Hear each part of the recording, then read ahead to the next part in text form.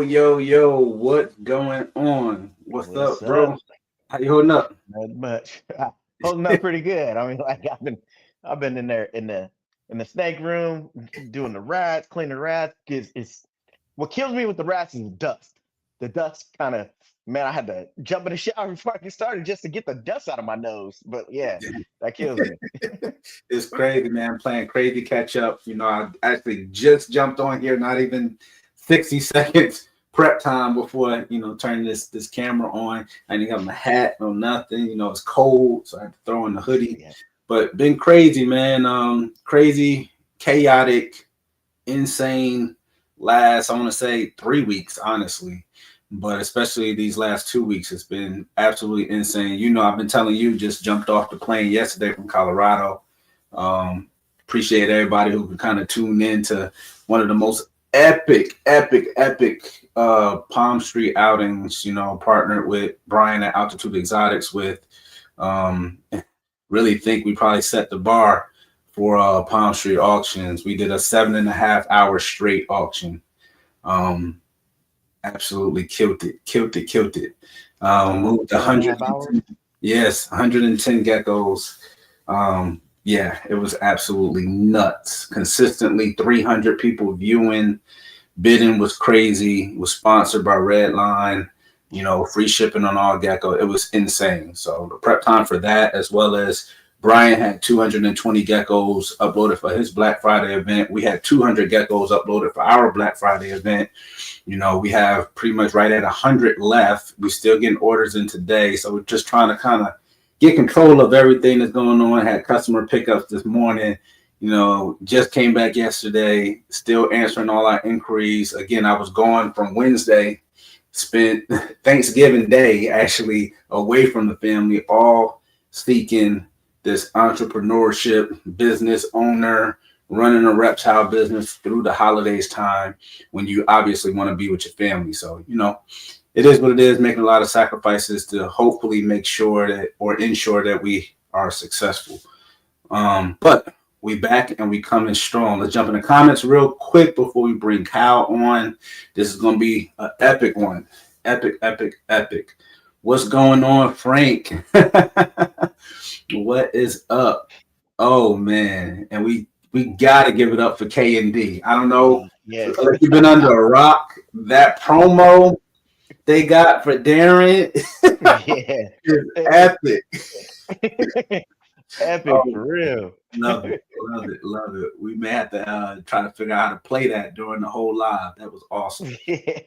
Oh man, yeah, like the lead up to it. Like, man, I was like, this dude is coming after me. Man. Hey, If it's anybody know, hey, tell everybody what's going on as far as with you and Snakes and the Fat Man. right now it's 15 minutes of lane. It's kind of it's a battle. It's a battle right now. A lot of people are doing the reels. They're collaborating. I was kind of still in the background just watching everybody, but then Charlie kept coming at me. And leading up to that, then that comes to K&D, Reptiles, Corey, and Dustin coming in and stepping in and smashed it, messed up the whole program because then he couldn't come back with nothing else. That's what's up. He kinda, Man, oh man. so Oh, big. yep. And we have another big event, 12 Supreme Days of Christmas over at Wally and the Oh, Net. yeah, Yes, he does that Supreme every year. Yep. We support them every single year at one of the biggest events that they throw. Tons of giveaways, tons of information. We do $1,000 giveaway to that as well. So you're gonna want to go over there, check that out, support them, participate. It's really, really fun. Really fun. Patrick, what's going on? I think Patrick, I've watched that the last 4 years. Patrick, I gotta hit you up, man, because I want to do like a kind of like a song thing, man. I want to see. hey, you know he got bars. You know he got bars. Nikki, what's going on, Nikki? What's up, Nikki? Nikki did one. Nikki and her son. I don't know his name, but it's Nikki and Kurt. But they did a little video. Their son came out and stepped up. That was cool. That was really cool. That was definitely cool. So I'm gonna keep keep going. My last name too. Volcanic, he's out there by you. What's going on, bro? I'm gonna go ahead and bring Cal on. so we can keep. I know we get a ton of comments behind actually, but we're gonna bring Kyle on because I want to make sure that we get him his camera time that's much needed. I've been checking them out through Instagram, going through a bunch of the stuff that he's posting, some of the projects, and we want to dig in a little bit and see what KZ Morphs is all about. So here is Kyle. What's going on, bro? What's going on, everybody? Yeah. So, how many? First off, how many podcasts have you been on? 0. Just Awesome. live stuff on Instagram with a couple buddies. That's about it. Okay. So that's awesome. Hey, it's a pleasure. It's a pleasure to have you here first. Like I said, we're gonna push you out there, get some more eyes on you and what you're doing and what you're working with. So right out of the gate, what's one of your favorite projects that you're working with? So I have a lot of clown stuff, as most people do, and I've got my biggest project right now is DG Clown, and I'm just growing up a lot of stuff. I got quite a bit of animals, and mostly just growing up a lot of them. I don't have a ton of breeder females, but yeah, primarily DG Clown stuff, and then I'm kind of, what else? I'm just starting. I made some hypo DG hets this year. I got some sunset stuff that I'm working into, like kind of the darker side of sunset. And I have like a little bit of pied stuff, a little bit of freeway or highway stuff, and freeway, I guess. Yeah, I kind of got a small mix of a lot of things, but my biggest project is DG Clown, and then trying to pump some more stuff into that. So your DG Clown stuff, are you going, as far as with Incomplete Dominance, are you going more of a lighter side, darker side? I like the like more contrasty stuff, so I'm trying to add more dark stuff into it. I have an asphalt het DG Clown female. She's real small. And what else? I got a pastel chocolate yellow belly double het DG Clown female too, and I'm just trying to. I do like the darker stuff, so I just haven't quite got into like pumping more stuff into it. Like I've got some confusion stuff. I got a black pastel confusion het clown that I want to put into it. Okay. But yeah, that's like one of my favorite Incomplete Dominance is like the confusion acid stuff. Now, did you start off picking up just hatchlings, or did you grab some breeder adults also? Oh, that's a whole story. We started this probably 2021, about a year after we moved to California, and my daughter, my 12-year-old, 13-year-old now, she wanted a ball python, and then my oldest daughter wanted a bearded dragon, so we got them, and then I kind of like was looking up all kinds of stuff about ball pythons, and it kind of snowballed into that, and we found out there was the Reptilian Nation show coming to Roseville, so we went there. And, I met a bunch of breeders there, and it kind of snowballed. We bought 2 snakes that day, and then the next day I went down into Sacramento to GX3, and I bought a Desert Ghost male, and I've had him ever since. For the last 3 years, I guess. And so we bought all these snakes, and like everybody who's kind of like ignorant to a lot of this stuff, we just bought stuff from pet stores, and before I figured out what Morph Market was, so we just we were going around, and I was like, oh look, there's a lavender albino male, I can make dreamsicles with that. I just got to find a pied female, and I was taking the long road before I knew it was the long road. Right. We kind of bought with our eyes. The biggest thing is that you had a road to follow instead of, like some of us picking up just everything and didn't really have no vision. Yeah, I knew real quick. I liked Desert Ghost, and I liked Clown, and then Lavender Albino. But once I started diving more into it, I found out how many ridiculous amount of combos there are. So then I was just like, we were going to pet shops and just finding what we could, and we're like, all right, well, I have a single gene clown male, and I got a het clown female, and I can make clowns, and then I can just add other stuff, and 10 years down the road I might hit a spot nose clown or something. But He's 10 years yeah, down the road, just a spot those clouds. Yeah,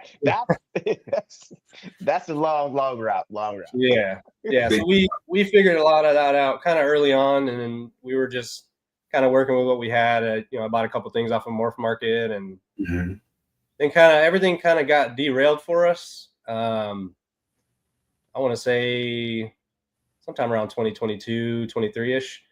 We we got orders to Japan, and I was like, at that point we had, God, I don't know, 20 or 30 snakes, and I was like doing everything I could to like figure out how to import them into Japan, and I was like, golly, it's gonna cost a ridiculous amount of money. So I was like, oh, I'll just try to sell what I could. So I sold a couple here and there, and then a lot of the places, like one of the big stores we bought from a lot, we buy rats from, when we were first starting. I donated some of the lower end ones that I, didn't pay a ton of money for. I donated them back to them. And I was like, you guys have been good to us since we started this. So I'm just going to, donate some snakes to you guys and let you guys do whatever you need to with them. But we wound it down to, I think I kept 4 snakes. The last 4 snakes that were, some of the first 4 that we bought that we were still fond of, which I had just a single gene clown male, a desert ghost male, and then I had a red stripe het clown female and a spot nose het clown female. Those were some of the first 4 that we got, and so I wanted to keep those because they had some sentimental value. I was like, worst case scenario, I'll have a friend watch them while we're gone, and then I'll pick them back up later, or once I get over there, I'll have them send them to me and whatever. But probably about 5 or 6 months into that process, I got my orders canceled. So we're like, well, I guess we're staying in California, and now it's time to pick back up, pick this whole thing back up. And so I started buying a lot smarter. Some stuff I was kind of like, oh, that's pretty, so we wanted it, and we didn't have a plan with it. But so we started like figuring out my projects and what we wanted to do. I knew I wanted pieds, I wanted DG clown stuff, and I wanted confusion and all that other. And sunset was a big thing of mine. But so I started buying primarily into all those. The auctions that were circling around on YouTube and whatnot kind of got me a lot too, because I was like, man, $20 for that snake, I could take that and some with it. Yep. when you come around auctions, that's what ends up happening is people are like, oh, that's only $20 and I can get pretty decent shipping, or if they say free shipping on it, you're like, oh, I could take that. I could do something with that. Yeah, that was the issue. It is, and it's not smart to do that, because then now you're feeding the snake for however long you have it. Which I got smarter with it. Now I've offloaded some of those that I didn't have a plan with, or it was just single gene stuff. So now I've got a pretty decent, working projects. Now you're in the military too, so they were gonna send you to Japan? Yeah. I got orders just random, and it was like fairly short notice. Shorter than you would normally get. You usually get, about 6 to 7 months or so to prepare for stuff like that. And I had, I think, about 4, which is a lot to move a big family and across the world. Yeah. Right. It's not a whole lot. They have ball pythons over there, don't they? Yeah. In Japan, they have ball pythons. Yeah, I mean, they're pretty big. They do, and that's whenever I figured out the market was big over there too. I was like, well, shoot, I got snakes I could breed, and I could at least, I know that I could sell them over there most likely, or whatever. Yeah. But that's why I was considering trying to ship our whole collection over. But I was like, man, I don't know about shipping 30, 40 snakes. Oh yeah. Because then I was looking at their houses, and I was like, man, their houses are so small, we couldn't even fit in them. And I got to house all them snakes. So I was like, nah. Probably your living room would be snakes. Yeah. Shoot, that's how we started off before I moved everything out into the garage. I took a shelf from work that wasn't being used, and I had a bunch of little tubs in our bedroom, just a bunch of snakes in there, and it was real weird. He said it was real weird. So I heard you mention 3. You said 3 years. I don't know. My bad. Go ahead. Yeah, I was watching a video. I don't know where it was, but it was like they called it living room reptiles, and literally their whole racks were in the living room. Mm-hmm. Yeah.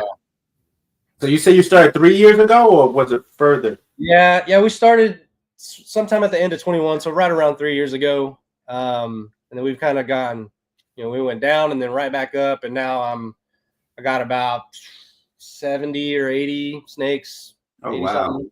Yeah, some of those are hatchlings. I had 6 clutches this year. One of them went completely bad, but I had 6 clutches, and I have about 12 or so hatchlings left. Nice. Yeah, everything else I got a bunch of stuff growing up, and female breeder wise, I mean, I have probably about 10 breeder females, but yeah, you're off and running, man. Wow. Yeah, I mean, I love this stuff. It's been I never thought like to myself that I could like actually own a snake. I always, as a kid, I loved reading books about them and Right.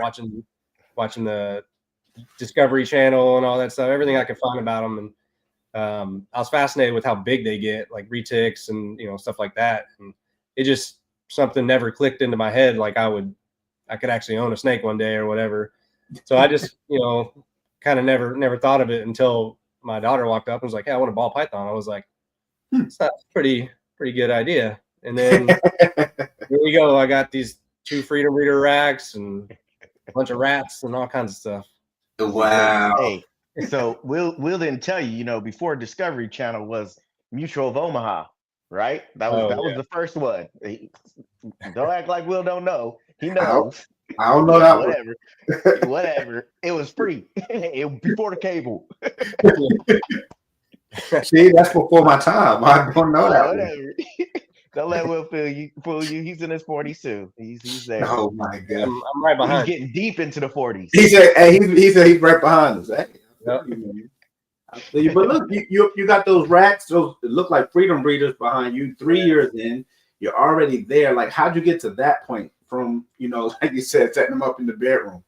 Yeah, man, I was just I didn't think that these racks were like something that I was gonna eventually get to. We just kind of were doing our own thing. We were buying all the hefty bins and with the locking lids, and I was just doing whatever we could to house as many snakes as we could. And eventually I was like, man, I should, I was watching YouTube videos on people building snake racks and stuff like that, and I was like, I mean, I've done quite a bit of woodworking and stuff, so I was like, I'll give it a shot. I was waiting to find the one that I actually wanted to build, and I found something, and I built my first rack, I don't know, maybe a year ago or so. And they hold those the hefty tubs, and it's like just enough room for them to breathe, and I did all that stuff for them. And it was a pain in the butt because I made them out of melamine, and I was like routing out the heat tape areas. And wow, that was I never want to do it again. I built 3 of them, I think, and it was awful. I don't want to do it again. So I was like, I couldn't justify spending, $2,700 on a freedom breeder rack at the time. But after building a couple of those racks, I was like, I'm building one more for the big females. And I was like, and the next thing I buy is going to be one of these racks. I was like, I'm sick of routing out all that stuff, getting all dusty and stuff. Like, I don't mind woodworking, but that was awful. Melamine is terrible to work with. You're not the first person I hear say that either. Yeah. It's pretty rough. Yeah. I've never used them because I bought a ball file rack when I first started, but man, just to think about people that have done it and really actually put those things together, I was like, yeah, that's not for me. And then when I went from ball file, I went to the freedom breeder, and then you just stack and go. You're like, okay, this is way better. Yeah, thinking back, I should have went with like the like sea serpents or whatever, the one that had those sea serpents. Yeah. I should have done the PVC off the rip because these melamine ones they swell when they get moisture in them, and it kind of makes it a pain in the butt if you don't have a good enough gap. And so lesson learned. I still have my hatchlings in a melamine rack, but I'll find some other ones later. When you think about the price of and time that you put into melamine, was it cheaper to go sea serpent?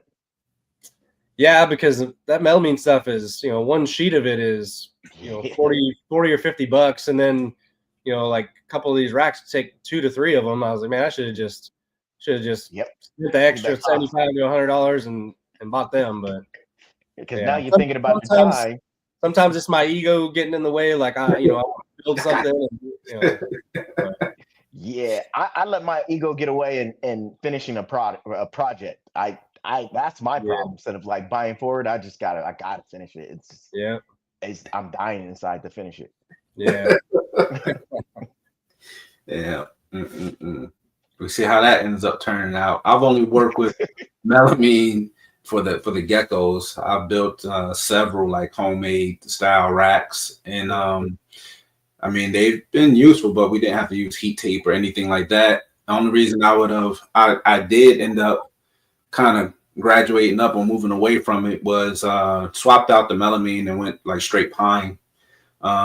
It was just nicer, smelled great, was super, super light, extremely sturdy, strong, very rigid, and just went with that. We still have those for some of our custom breeder racks for the geckos. But again, we don't have to really use heat tape or any of that stuff, so it really comes in handy. Mm-hmm. Yeah, but PVC is definitely the way to go. Yeah, we've been, me and a few buddies we've been like trying to price out, people around the area that you can buy like big sheets of 1/2 inch from, and having the CNC out what we need. That way, basically like getting a Sea Serpents one on a pallet, but we have someone local make them, and I just don't know. I don't think we ever follow through with it. I think it's more of a headache than what it's worth just to buy one of those. Right. Since then, I've been able to network us with Top Tier Cages. He's about 4 hours away from me up in the Raleigh area. And he's like literally custom made hatchling racks. We have 2 huge hatchling racks with like it's obviously not a patent, but the Freedom Breeder like plastic shelf that slides out and in. So we got that. We don't even use it yet, just because we haven't filled up that. We don't even plug those in. We just got extra racks in our facility. We thinking probably year 5 we'll probably be using that. But yeah, I think that's the best route to go. It's really, really affordable. We also have PVC rack from Black Box Cages. We have 4 of them that we started with. And by the time we went back to get 2 more from them, I want to say the price was close to double from when we bought the first 4. And thankfully enough, I was able to hook up with Matt, the owner of Top Tier, send him the schematics like, hey, can you build it? And he built it exactly to the spec. And it was cheap. So just took that 4-hour drive to go get it. What are you using for bedding? Cocoa. I got, Freedom Breeders just a couple hours down the road. So I get, if I'll place an order for like tubs or, whatever little miscellaneous stuff I need. And then I'll go down there with some cash and I'll buy as much cocoa as I can. And so I've just been using that for now. Oh, you're going to have to hook up with Odama and Darren and all those guys. They're working on bringing in a truckload of cypress. I went to go drive and pick ours up. And, I'm liking it so far. I really, really, really like it. I mean, cocoa, if you're looking for like a new breeder, like fresh eyes into the industry, and you look at a snake on cocoa versus a snake on cypress, just out of sheer kind of vanity, cocoa looks better. It does. It just looks better. But the other pros of cypress so far, like no mold, no dye, on your snake, I haven't seen any other cons for cypress other than that. So it's like, that's not going to make me not use cypress. And the price is insane. You get it for it. It's killing. Look at a pallet of cocoa, close to $1,400. I can spend an entire day. I did that video. Spend an entire day with my son and go get it, but it cost me $275 for a whole pallet. Crazy. I'm like, as he drives down there and gets it, he's right there.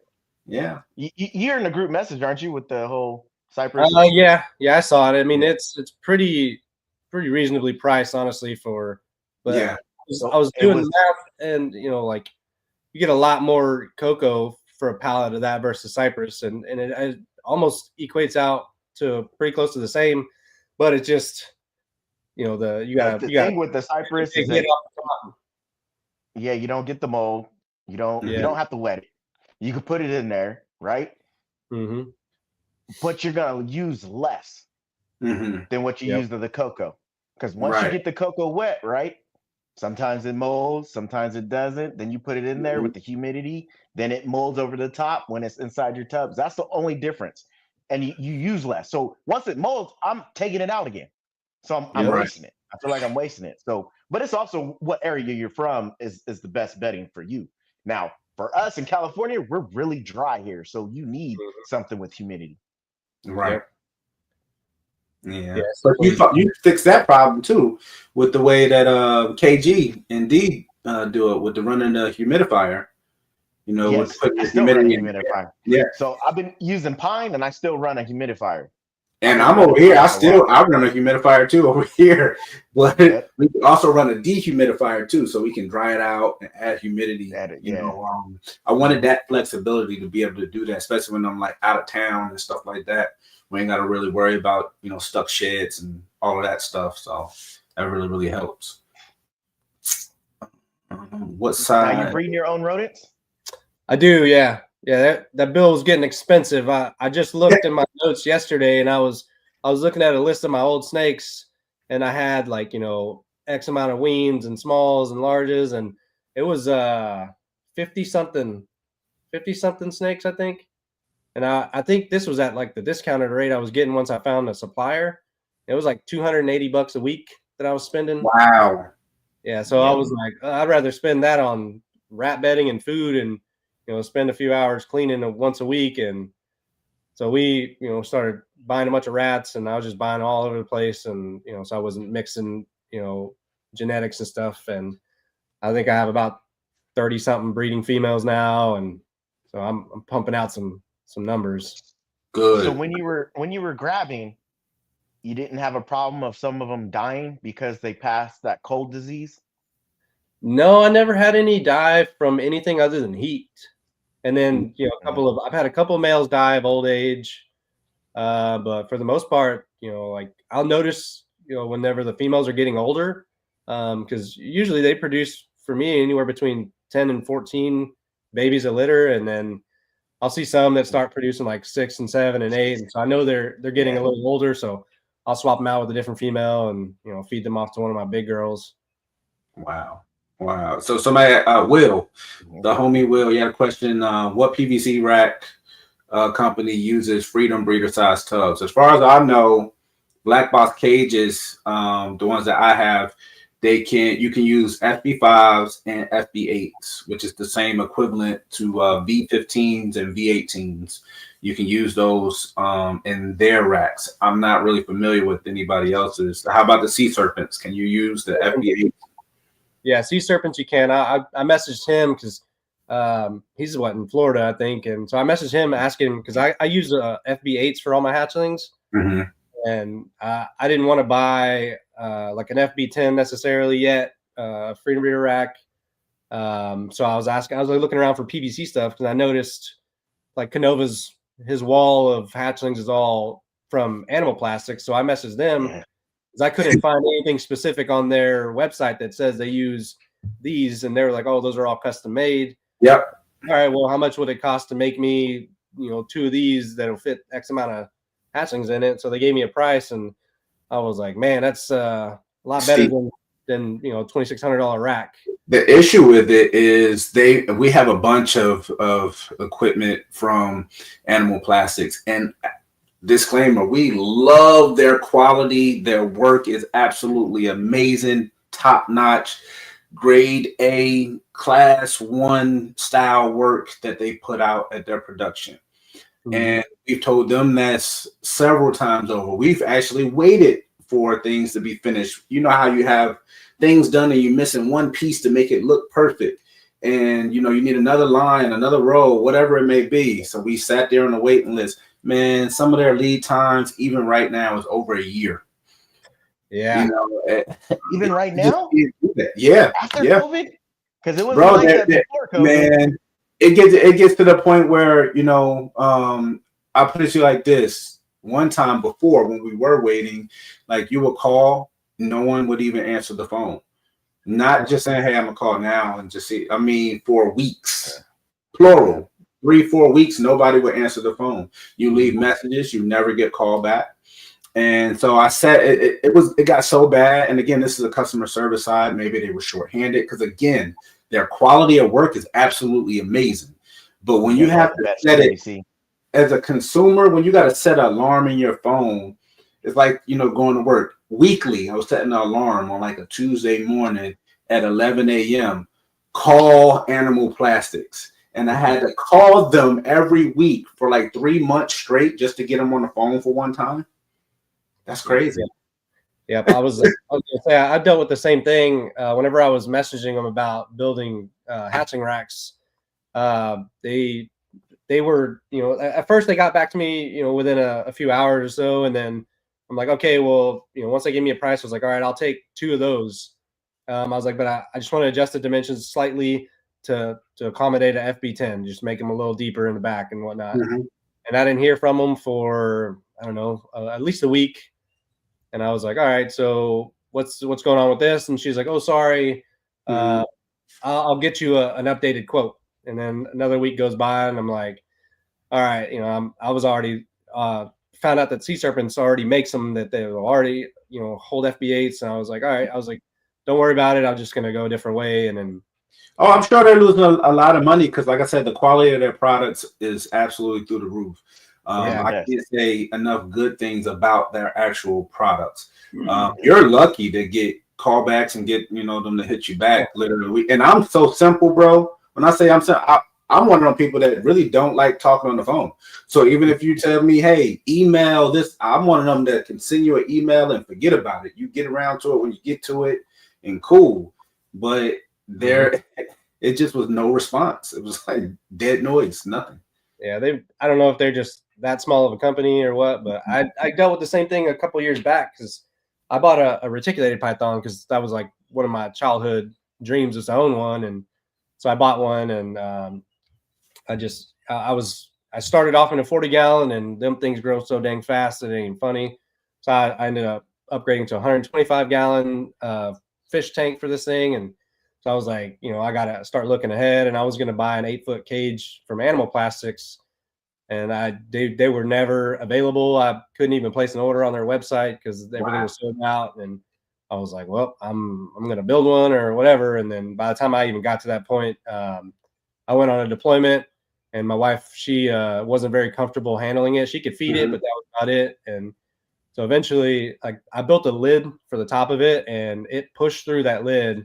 And, you know, 3 or 4 o'clock in the morning, it was hanging out, you know, the top of it was hanging out of the lid, and it woke her up. And, you know, I had to stay on the phone with her for a while to calm her down after she got back in the cage. And she was like, I can't do this no more. Like, it's got to go. And I was like, dang. So we found someone local that would make it for us. And oh gosh. Yeah, I was upset, but I mean, you know, it is what it is. I'd rather care for her than the snake. So absolutely. What state are you originally from? Texas. Yeah, because you can hear the accent. Sounds like the accent, Steve. It's not Californian. I mean, I can hear it in some stuff, but a lot of people think I'm from California. Say Sacramento. No, so my mom's from this area. She's from like the Bay Area. She grew up down there around Antioch and stuff. And Ripon, I think. But yeah, she's from that area, and my dad's from Mexico. So I don't feel like, I mean, I grew up, you know, I was born and raised in Texas, but I just don't know. It doesn't feel like that's where I'm from necessarily, because I've been a bunch of different places. To me, you still have the accent, but listen to the way he says Antioch. It's Antioch. He skips the T. Yeah. So that's California. You go, Antioch. Yeah, some words you'll hear the draw come out, but you know, it's just nature. California, we skip the T every time. It's silent. Yep. You know, Sacramento.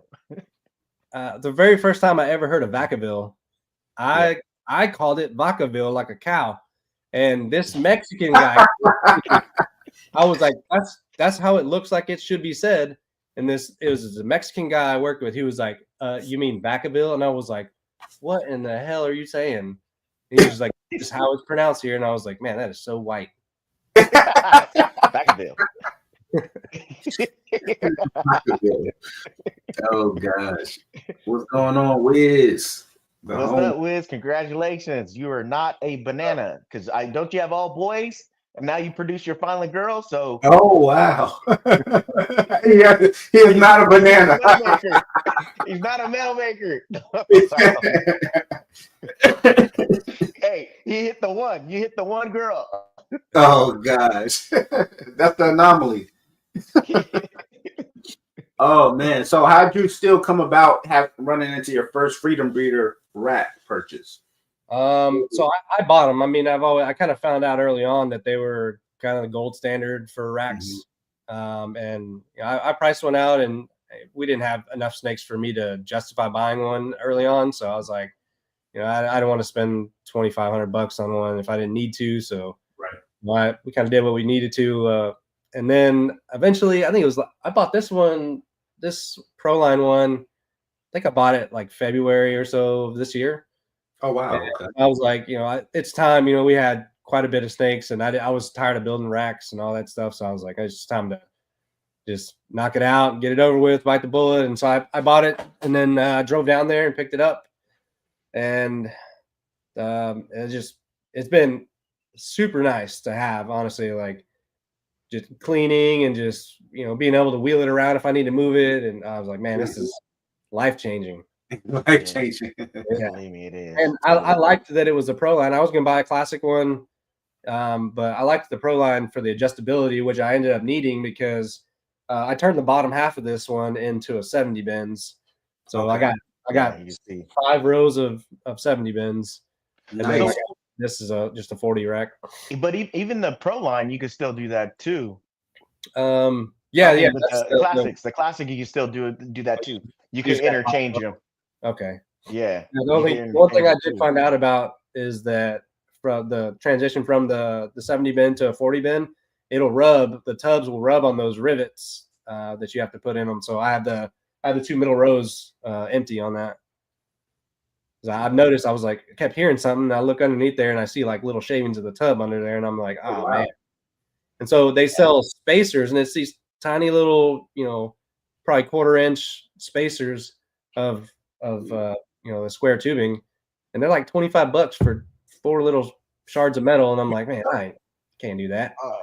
To really fit in there so they don't drag. Wow. Yeah, you have to space up that level and then bend up the heat panel so it gets, you know, up to the bottom of the tubs. And I just for whatever reason, you know, $25 didn't seem like it was worth it for me. So I leave them empty until I need the space, I guess. Yeah. Okay, that makes sense. So as far as growth, go down there and catch Jesse on a good day. Go down there and catch Jesse on a good day. Buy something else. Yeah, you work directly with Jesse, right? No, I never met him or anything. I seen him once the first time I went down there. He just kind of was in and out. He was on the phone, looked super busy, so I wasn't gonna bother him. But I was talking to what's his name? One of the guys, not Tyler. Yeah, Tyler. I talked to Tyler and Lindy, and then their daughter, and then I talked to Jimmy. Okay. Jimmy Cruz. Yeah, Jimmy Cruz, because he quit for a little bit and then he came back. Yeah. I talked. I was just standing in there waiting for my order to be placed, and he walks out of the room. He's like, "What are you doing here?" And I was like, "I'm buying a rack." Started talking, and we probably talked for like 2 hours. Me, him, and then the rest of them. We just talking about whatever, you know, life and stuff, and then eating steaks and rodents. Jimmy's one of those cool dudes. I mean, he can sell snakes. That dude does every show going up and down California. He hits them all pretty much. So that whole making you feel like at home, that's the type of dude he is. He does it for Freedom Breeder or under a different brand? He's got his own thing called Ball Life. Yeah, Ball Life. That's what it is. It's Ball Life. Oh, okay. Yeah. He's actually the first breeder that I ever saw. The first Roseville show that we went to, he was right there in the entrance. He gets that same spot every year. Yeah, he's a nice display. I like his setup. It's real nice. Wow. Yeah, last time I saw him, he had a super asphalt for $2,000. Dang. That's something I don't have. $2,000. Those things are like. So crazy. So crazy. So what's next on the list for you to acquire for your collection? So I mean, as far as stuff, I mean, there's a lot of stuff that's like out of our reach right now. Like, you know, Right. One thing I found recently that I really like is the Riptide gene from IRES. That thing So is nice. I was talking about that the other day, and then that gene also being a liquid clown is crazy. Oh, well, Possible really? because they tested it to see if it was the same as cryptic, and Yeah. it's not. It doesn't test the same. Mm-hmm. So it's a recessive morph, but it's kind of like you could see the recessive, it kind of coming out a little bit, Yeah. you know. But the super form, I guess you want to say. Mm-hmm. Yeah, I like that. Kind of crazy. I know I like the Cosmos stuff. That seems to be like one of the more popular ones. I like it, but you know, I'm not gonna spend $15,000 or $20,000 on a single gene Cosmos female.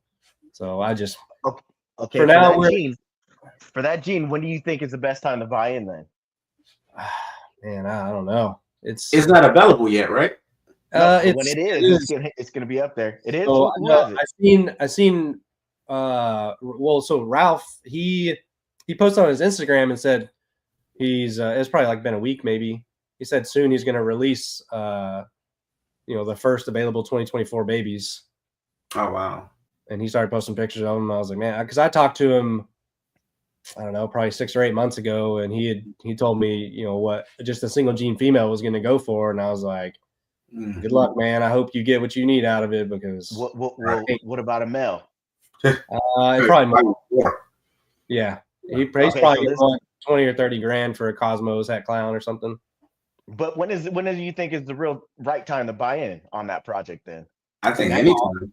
Now would be the best time. Yeah. Honestly, I mean, if you're trying to make $1 off of it, then now for sure. To be at the top of the tier of really actually jumping in right now versus jumping in later when it starts getting below 10 grand or 10 grand or below. I still think it'll be a good time to jump in at that point, but you can't be pussyfooting around. Like, you got to know, I want this and this is what I got waiting on it. I already thought about it 3 steps ahead, 3 seasons ahead. This is what I'm chasing. And you're not looking to spend $10,000 and next season make 100 grand. You can't do that. You got to be looking to spend that 10, whatever it costs, and know for the next 5 to 10 years, you're going to work this project, hit your goal animals, and sell off things that don't work in that project in order to make some revenue back in. Mm-hmm. The only way you're going to make money on the front side of it is, like you said, supply and demand. They put an outrageous number out there where we all sit here and like, I'm not giving you 20 grand. Not going to happen. Other breeders are not going to do it either. But you're going to get those customers that says, here, take my money. Yep. And when they do, they're going to be able to now produce those animals, produce those combos, and a year, 2 year, whatever it takes, then when they're already chasing whatever said goal may be, they will be some of the sellers and breeders that have those $10,000, $8,000 animals available that we now are looking to purchase. And they're already, I mean, far beyond. It's literally all simple. It's simple. I wouldn't buy a male first. I mean, a female first. I'd buy a male first. Female, man, because then if you're waiting a year, 2 years, and then she doesn't go in that second year, you're waiting another year, and she doesn't go again. I agree. Yeah. I agree. But you know how I feel on that. You definitely got to, go strong male right out the gate, unless you have the finances to be able to kind of, I don't want to say burn, because that's not the right word to use, but it's kind of like it's an investment for the most part. As long as you can keep that female alive, keep her growing and healthy, even if she doesn't give you a clutch the first 2 times around.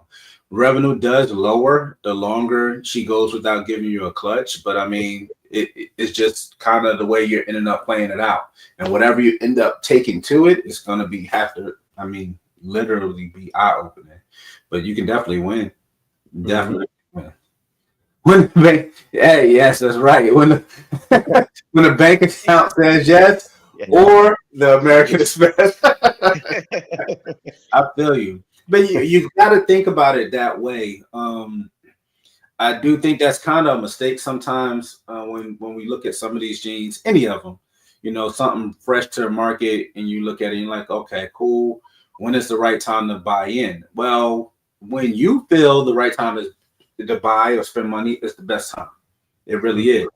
But that being said, things that are uncommon are highly sought after. Look at the price. I'll bring it up because I'm in the project. Stranger. We go. You spend $250 right now, get a stranger. You know what you want to do with it is up to you.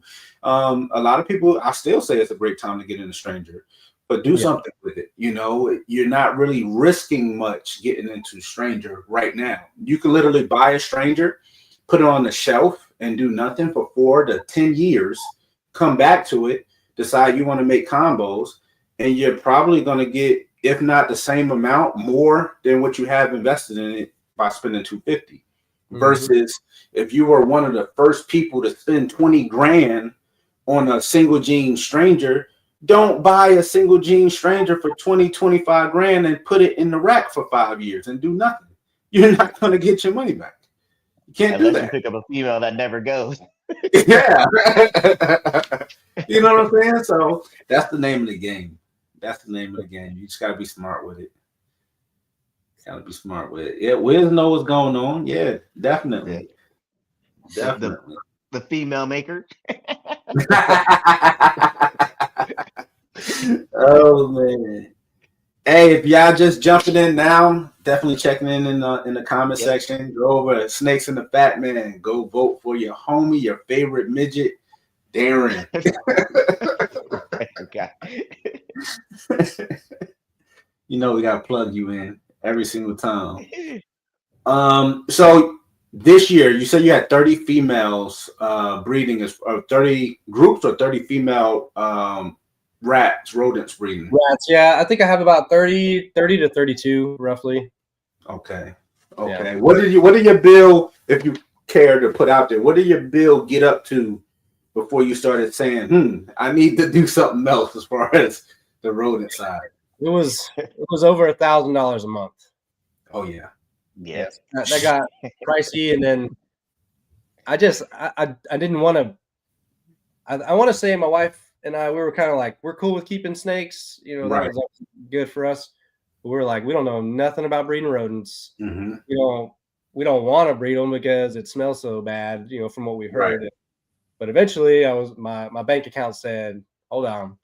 You breed your rodents. So at that point, I was in it with a couple other guys, and you know they kind of moved fast, you know, into that. You know, they were at the point where they could probably, you know, still buy rodents and it wouldn't cost them a ton of money. But we were like, we probably need to do this, and then because some of the, you know, the prices for rats around here are expensive. Right. They COVID made it go up, but they were way cheaper. But COVID just said skyrocket.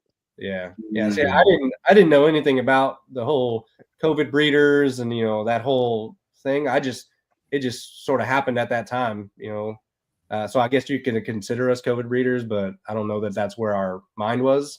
It wasn't like, oh, we're not working, so let's find something else to do. It was just was and still is kind of a hobby for us. Right. But so once I, you know, went through all that stuff, I was like, man, this is I built my first rat rack, and with the concrete tubs, and I was like, I needed something else to keep them in, because I was looking through, I was watching like old freedom breeder videos, and you know, one guy, you know, he was basically he was saying colony breeding is not as good as maternity style breeding. So I built a maternity rack and I keep them in there, and you know, like I've seen if I keep them in the colonies too long, you know, like the other rats will start eating the babies, and so production kind of suffered for me. And then so I was like, okay, so I built a maternity rack and my production skyrocketed. So I produced like 300 rats a month. Oh wow! You had them; they were really eating the babies. Yeah, and I mean, I didn't know anything about it at the time. We kind of did our own research and had, you know, our own thoughts of why, and so we started supplementing them with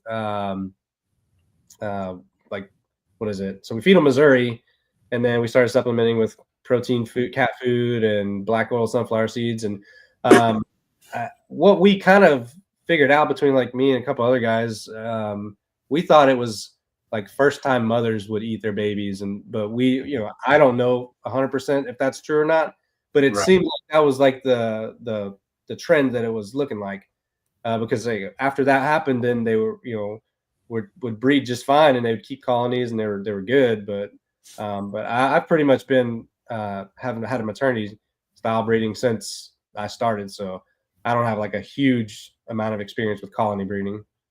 Mm-hmm. And Darren, you do colony, right? I do colony.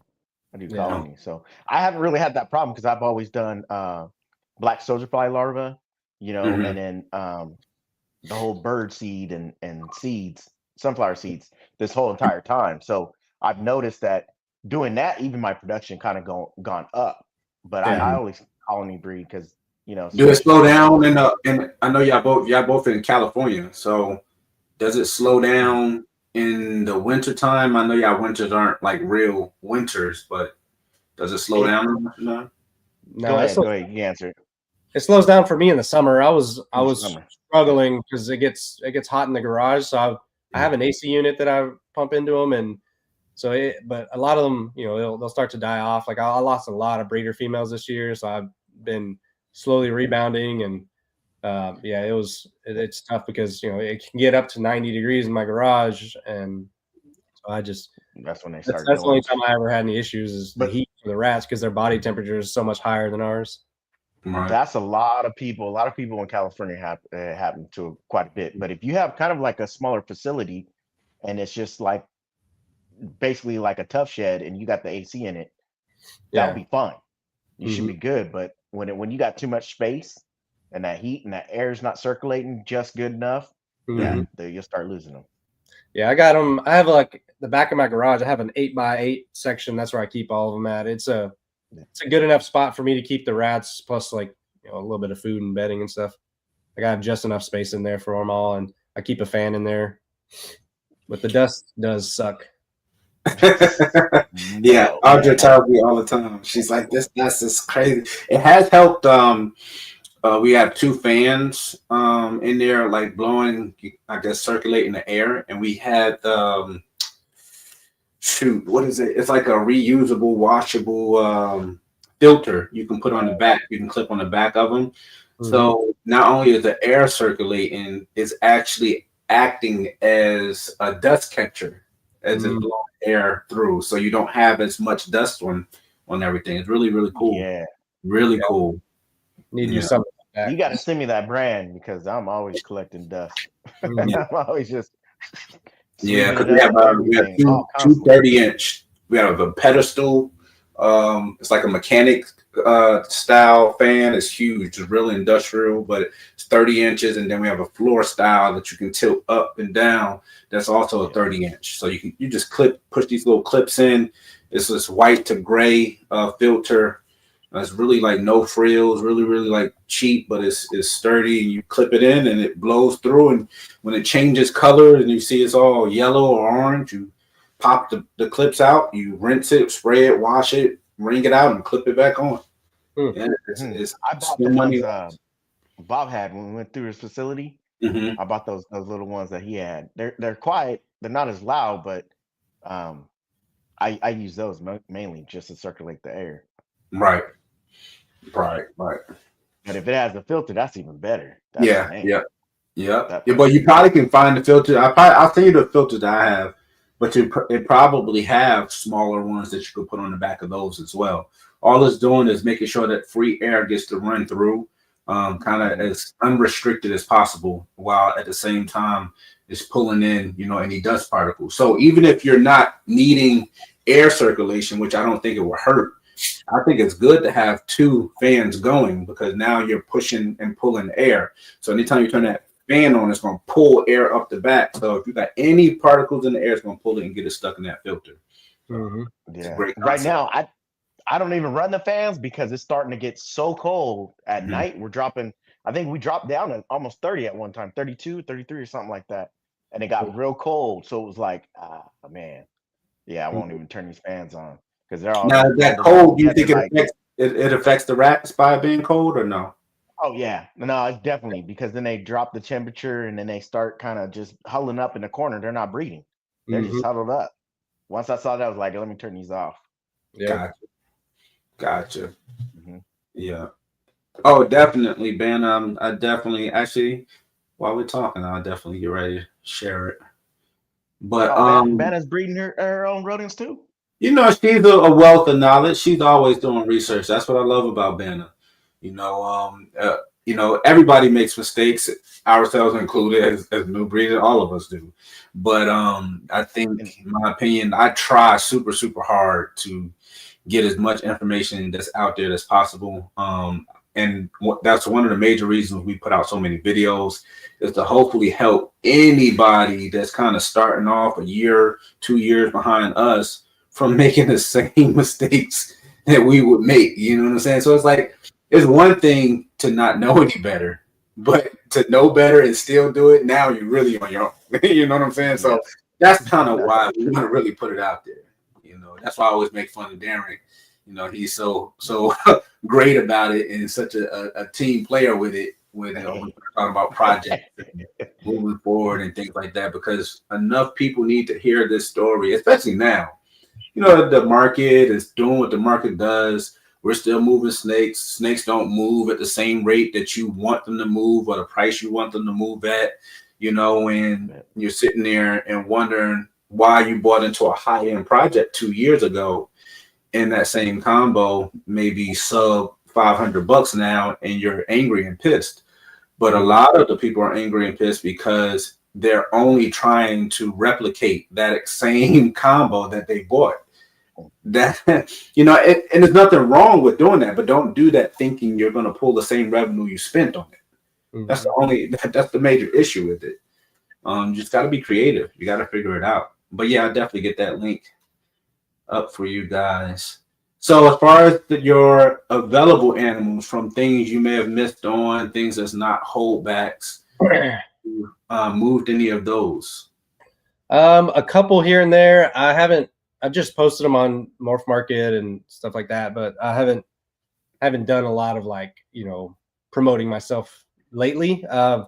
I've kind of taken a step back from this. I kind of just maintain everything right now. But, the last few months have been pretty hectic for me. I've had to really slow down of spending as much time out here as I have to because my wife got sick a few months back, and so I've really been not so focused on the snakes. And my wife can't work right now, so I have to do everything inside: laundry, cooking, cleaning, taking care of the kids, making sure they get to school, and so I have to basically be a single parent right now because she's not really very mobile.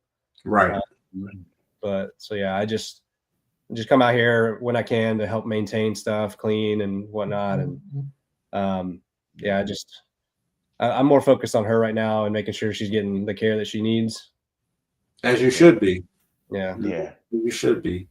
It's to the point, I was half considering I don't want to give up on this, but I know I'm probably gonna, slim down a little bit on some of the projects that I don't necessarily want to do as much as some of the others. So right, I'll cut down on a few things here and there, and just to free up some time for me. And hopefully whenever we get through whatever's going on with my wife and figure out everything, then maybe I'll be able to go a little heavier on it. But I paired some snakes a few months back, and I got 2 that are gravid. But other than that, I kind of held off on breeding because I don't need to add more to my plate whenever I'm trying to get rid of stuff. Right. Yeah. Well, I mean, you got a core group of guys that kind of can help you there, right? Yeah, they can. I just, I don't necessarily reach out as much because I've been kind of trying to stay off my phone and just focus on. And man, my plate is overfull almost on a daily basis. So. Hey, I completely understand what that feels like. Sorry to hear that, though. Oh man, completely. Life keeps lifing for real. It's been rough. The last couple of years have been pretty rough. I feel like we haven't had a whole lot of issues, but for some reason, the last couple of years have just been kind of hitting us hard. And So we're just trying to make the best of it, I guess, and keep pushing. Fighting. Yeah, keep Definitely fighting. prayers going out for you and your fam, bro. Definitely. Man. Big time prayers going out. Let's see. So this is what it looks like. I just put a comment in the chat of the link. The filter behind it, yeah. Yeah, so it just clips in just like that in the back. It's an industrial fan filter and they're reusable. You just wash them out, rinse them with water, air dry, and just clip them back on. They come in a double pack, so $19 and you get two of them. Yeah, put one on, take one off. Yeah. Clean that one, let that one dry. Or I mean, honestly, I don't even let them dry. I just clean it and clip it back on. The air will dry it. Yeah, true. Yeah. True. Yeah. But very, very useful. Mm-hmm. Very useful. I need to add that because my room where all the rats are is pretty small. So I mean, it's small, but it's enough. But the dust fills up quick on all my extra supplies and stuff like that. Yeah, it gets caked up real fast. It blows everywhere. Love. Definitely sending love your way. Yeah. What's the last show you've attended? The one in Roseville, the Reptilian Nation one, I went earlier this year. I was going to go to Sacramento show, but that was right as my wife, she had a surgery, and it was about a week before that, so I kind of stayed home. But yeah, the Reptilian Nation one's the last one I went to. That was a good show. I liked it.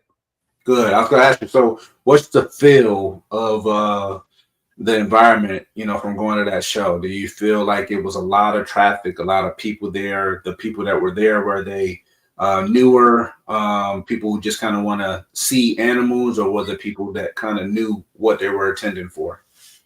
Yeah, I mean, you kind of have the same breeders, not necessarily the same, but you have like a core group of breeders of like their own specialties, or their own species, and which you see almost every show around the area every year.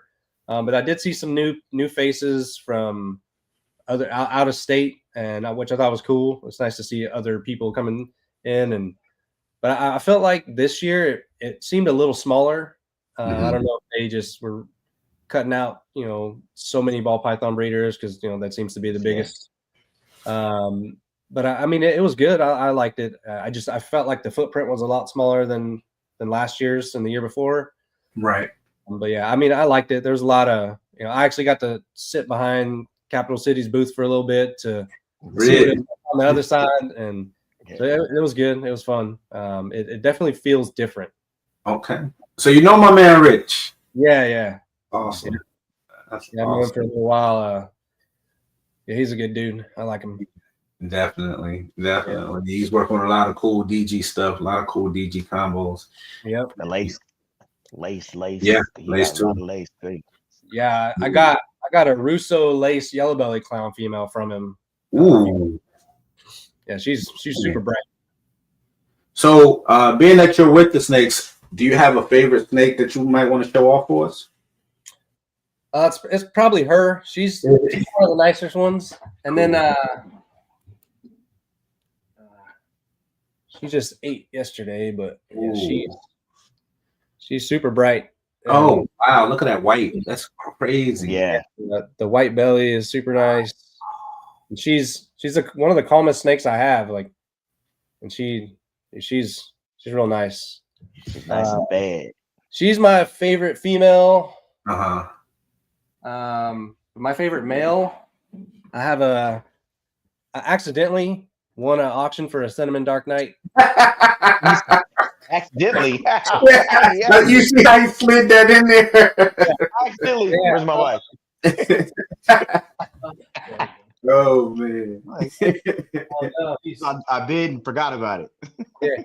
So he's super deep in shed, but I got him from the Kittingers. Yeah. Oh yeah. What's your name? Jason. Yeah. Yeah, but he's nice. He was it kind of like made my heart skip a beat whenever I found out that I won him. Because I don't know, whenever I started like getting into the Morph market auction stuff, I would just kind of like when I would see something low, I'm like, all right, I want to kind of follow it to see where they sell for. So I Right. put $5 bid on it or whatever. And the last time I looked for these cinnamon dark nights, they were $7,000 or $8,000, and I'm just like, man, that's cool. So I had bought a het clown male to put to it was chocolate cinnamon leopard het clown male, and I was putting to my spot nose female, and but then I saw this one. I was like, all right, I want to see where it's going to end at, and at like $1,500. Yeah. And I was like, oh, dude, there's no way it doesn't go for like under like $3,000 or $4,000. So I bid $1,505 on a Friday afternoon. And got him. I woke up Sunday morning to a Morph market notification that said the auction for this snake will end in an hour. And that was like 45 minutes ago. In the auction, I didn't see that I got outbid, and I was like, ooh, oh, man. I sat there and I stared at my phone for about 10 minutes straight, watching the countdown go. And I was like, surely within a minute, someone's going to do it. And nobody ever did. So I kind of rolled over. I woke my wife up and I was like, hey, I just want a snake. And she was like, what? Because normally, like the auction, normally the auctions are, they don't go for like a ton of money. And so she didn't much. And I was like, it's $1,500. And she was like, are you freaking kidding me? But what it was I didn't think I was gonna win. That's what I did. Yeah, that's what I told her. I was like, I've never not been outbid when there was like 2 days left on auction. Right.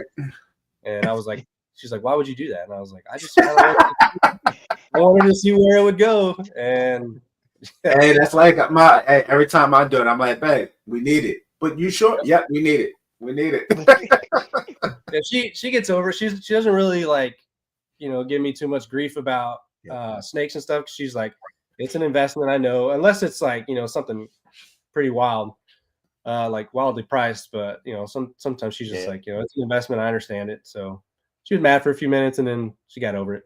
I'm happy. Audrey doesn't really get mad. I always got that card to play. Hey, we do this for a living. Look, all bets are off. We do this for a living. Yep. So it is what it is. K&D, yes. Hey, if he said it on the line. Anybody ask? Wait. Well, he could have pulled that one. They just picked up some fire animal, and I'm like, wait, you said $200. So did you say you got that last animal for $200? Because it's fire. It's fire. So I'm like, wait. Like, yeah, why am I got it for $200? It was almost free. Almost free. Half free shipping though. Is it half free shipping? Oh man. Have you guys seen any good Black Friday deals, anything going on this year so far? I know Chimera had a Black Friday sale, Hardwired Exotics did. I've seen a few of them. I haven't been looking as much since I'm not trying to buy anything right now. I'm not trying to tempt myself with it. So I'm kind of staying off of it. Makes sense. It's funny you said that. The Hardwire and Chimeras, those were the only two that I kind of saw out there. I got the Wilbanks email. I haven't really seen, and it's not a jab or stab, but I haven't really seen Wilbanks post any like progressional like combos, things that really move forward. He had the numbers and the value, but I haven't really seen anything that was like a head turner yet. And then I'm looking for quite some time on what he was putting out there. Yeah, I like what he does. I think he's there. Like their whole thing is good, but they do seem like the type to produce. They have their their own specific projects that they work, and you see they'll release some bigger combos on their websites every now and then. But it does seem like they try to target the entry level or like lower level breeding because like a lot of beats and single gene clown combos and banana stuff. So I don't see anything wrong with stuff. They have higher stuff. They just kind of hold it back. Ramery was good. Hey, he got that sample and came back for his next fix and his next fix. And I tell people all the time, it's the same thing with the ball pythons. It's like a drug. And he came through and he bought and bought and bought on the geckos with the wife. Mommy and me geckos, and thank you guys for your business. We just had a huge Black Friday event. We do it every single year. We've been doing it for years.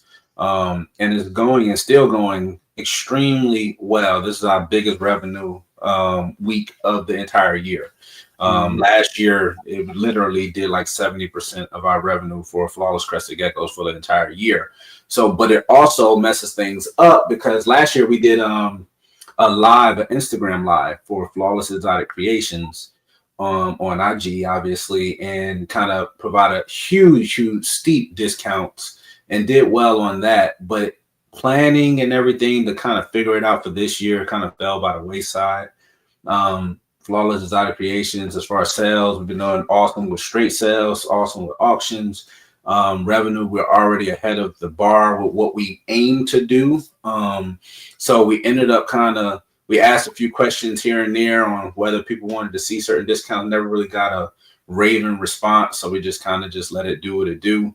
And we're still shipping snakes and geckos. So we say we'll probably regroup and think about a business plan alteration to that for next year, because you got to take advantage of the timing for these special events. And with all of our eggs in one basket with Flawless Crested Geckos and photography, man, I was taking pictures for 2 days straight. I mean, Darren will tell you, I'll text them like, hey, been up, 30 hours, and they're like, what? But don't you work for yourself? I'm like, yeah, literally working around the clock, cupping up geckos, photography. Oh, you got a bad picture. You got to take 10 pictures to get one good picture, 200 geckos, cipher through. It's a process, a sleepless process, and then doing all that and then working on promotion and marketing and advertising at the same time. So I want to be able to apply all of that under the Flawless brand for Flawless Exotic Creations as well. But as crazy as it sounds, we still don't have really a ton of numbers that we are stuck with as far as inventory. We were aiming for 50 clutches this year. We hit 33. We have a few females look like they're going to go relatively soon, but those eggs won't hatch till next year. And we have right now under 100 babies right now that's theoretically, available or going to be available. We're going to send in about 50 sheds into Charlie. That should be going out this week. And I mean, we're definitely doing decent. So we're going to keep pushing forward. Patrick and Aura, formerly Chimera. Yep. Garrett, he has it all year. Garrett has his sales every year. Thank you, Ramery, for real. Yep. And I mean, it's crazy in such a, especially with the ball pythons and the crested geckos. I think from a business perspective, you end up shooting yourselves in the foot because they are reptiles that are not necessities, for people to live their lives. But when you find that niche, that group of people that want to kind of be serious about it, not necessarily taking on as a business, you don't have to, but just serious about what they do as a hobby. It's like cars or any other interest. If you take it serious, it doesn't mean you're making a business, but you're serious about your focus. Those are going to be the people that's going to kind of still come and spend the extra with you because they feel that you're providing a service, a product for them. So you got to kind of keep that the main focus when you're focusing on some of these projects. I think that's the number one question. I think we all here, we even think about it. And I know it's the number one question we're always asked. How do you keep the main thing and not kind of rubber band back and forth?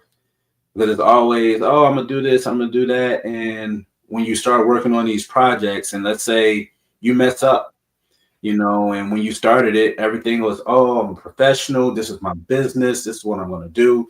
But then when you mess up, you're like, oh, well, I'm just having fun. No, you can't do that. You can't do that. You got to recognize, dang, I messed up. This is where I made my mistake. This is how I'm going to fix it. It's all in the planning. Now I know not to do this again. Because if you do that and say, oh, I was just playing around, I was just, just having fun, you're going to do it again. Yep. Yeah. This is all a hobby for me. I just I try to treat it like a business, so I'm learning a lot, you know, as I go with it, but I'm not treating it like it's my livelihood. Like I have to, you know, sell something. Like if I don't sell a snake, I have people inquire on them often, but if I don't sell them, I don't really, you know, lose any sleep over it. Right. It is just a hobby for me, and that's the way it's going to be until, you know, I retire from the military and, you know, just figure out if this is what I want to make into a business. You know, if things are going well at that time and I can, then I will. If not, then, you know, it's just going to be fun for me. And that's a great vision to have. You got to have it that way. You know exactly what you're trying to do with it, and you're having fun and you're enjoying it. It got to still be fun. It has to be.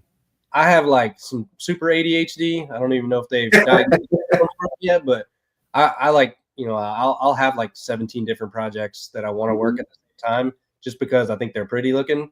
And, you know, I'll go one way to another, and, you know, or I'll see a snake and I'm like, oh, you know, I could do this. I don't have this in it, but I could just buy another one and make this project. And before I know it, I got all these projects that I didn't need. Which,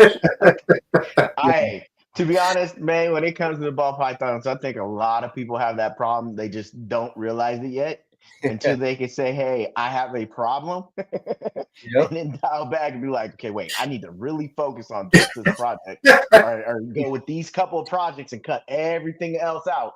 That is a battle. That is a battle in itself. And I've been battling that for years. Hey, I'm about actually, for example, you know, Darren always messed with me because he's like, I bet you it's in your collection. I bet you. And, you know, we go back and forth over cryptic. And the reason we go back and forth, it's comical. It's actually pretty cool. But the thought process for me is, you know, just like your racks you have behind you, when you start planning things out, you're thinking about rack space, your amount of growth, you know, your ability to leave 2 tubs out the rack until you absolutely need them. You know, those like that, the thought process is there where you can apply it. Where if, you know, that project or if that gene pops up for me, it's like, oh man, that's an awesome combination and it looks gorgeous, but I got to send it out the door. It's got to go. And because it's not because cryptic the gene, how me and Darren go back and forth, because I was talking to Brandon too from Peace and Pets, you know, and it's because of the simple fact that I can't have us keep beautiful, insane, awesome snakes that's not a part of the plan. You know, so if it's not a part of the plan, I'm not saying that, okay, cool, we can't venture off into that project, but that means, all right, now with that one, I got to go get a killer male. I got to work the project. I got to figure out now, what am I going to move forward? Because 4 snakes this year are going to end up turning into 10 to 12 holdbacks next year. Where are those snakes going to go? Where's the breeders going to go? You got to think about, I'm trying to think about that now. Because 5 years from now, that's going to be a problem. Now I'm out of rack space. Don't know what I'm going to do.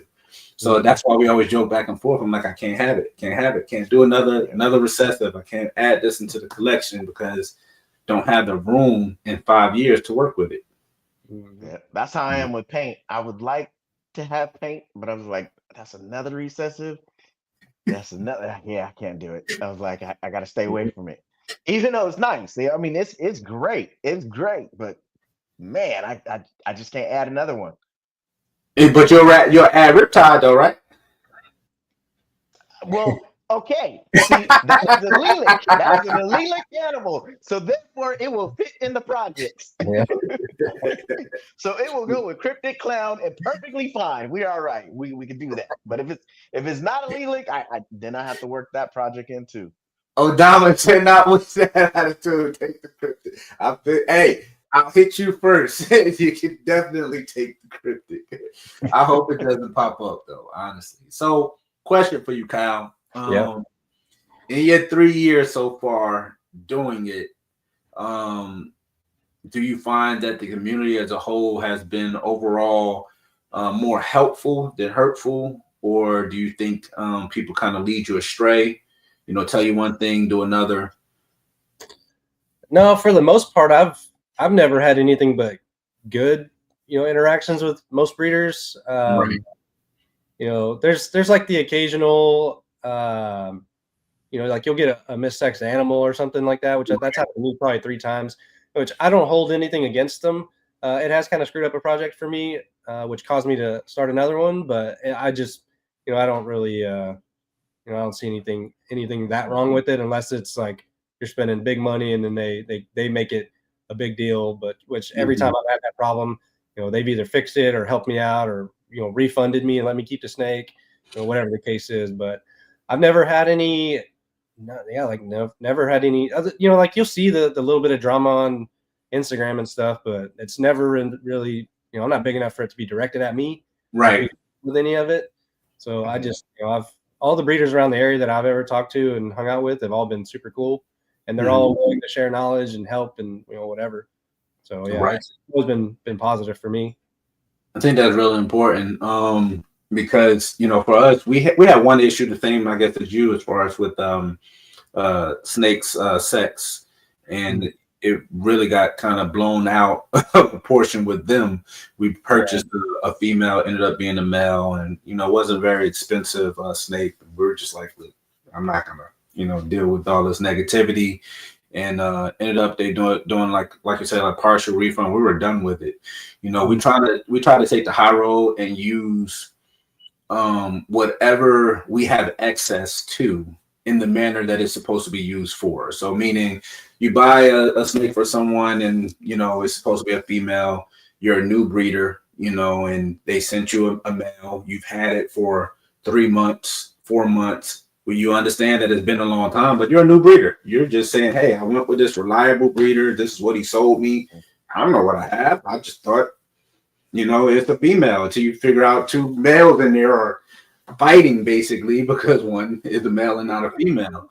And that exact thing happened to me. Yeah. And that's more so kind of the common thing, that it's a mistake. I get that. But once and I get the time frame, 3-4 months. But I mean, as a new breeder, what do? You bought what you thought you paid for. So now when you contact that breeder, and I mean, they don't do something to rectify it. And there's no kind of concrete set, answer or reply. It depends on the situation, but they need to do something because they are the party at fault. So if they take the stance of tough, and you as the customer, you don't fly off the handle. You're like, okay, cool. So you just kind of go. You leave them a review. Hey, I purchased snake is this. It ended up being that. I won't do any further business. I don't think that's. I think that's nice, But now that forces their hand to kind of come back, take care of the situation. They rectify the issue with you. You both agree to delete the review. I'm fine with that. Cool. But you can't make somebody do something that they refuse to do. So as a customer, that's all you kind of have at your disposal. And as a seller, you really can't get pissed at that customer if you didn't rectify their issue. So again, I think it's handling things in a professional manner and just being okay with the results. As soon as you get the animal in, no matter who it's from, check it, because I've had that happen from big name breeders. See, and that's now, and we do that. Don't get me wrong, we do that now. But think about it. Even a breeder, or not even a breeder, a keeper, a year in, I don't, and it's just an opinion, I don't really think it's the keeper, the purchaser, the customers, is on the customer 100% that you've owned a snake for 3 months when you bought it from Instagram posts, Morph Market ad, advertising that it's male or female, whatever, advertising that is this by, Sloan Morse or Flawless or, Kyle, KZ, and they now have it, and they only been doing this for a couple months, and they figure out, 4 months down the road that it's not the right sex. I don't think that's on the customer. They're too new for that to solely be on the customer. That's my opinion. I mean, for me, it doesn't matter how long it is. I think it's still on the breeder. Because I agree. And that's the point. That's definitely the point I want to make. Yeah. Yes, they trust you 100%. If they're new or old, that animal is going to come in and be what sex they bought it for. And I've done that right when it got in. I was like, oh, hold up. And this is from a known breeder. I won't say names because it's been so long. It's like, and you're feeding that thing. You're feeding that thing like it's a female. Ooh, ooh, ooh, ooh. Gonna go out and it's a male, you know? So Right. think about it.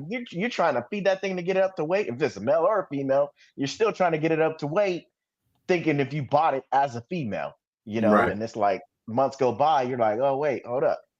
But yeah.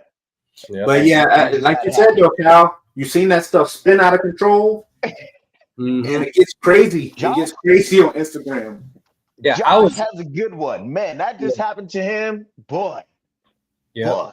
yeah. Mine happened from one of the bigger names in the industry, and I bought a 1.1, and they were both 66% het for I think Sunset and something else, and so I was going to shed test them because because that was starting to come around, and Yeah.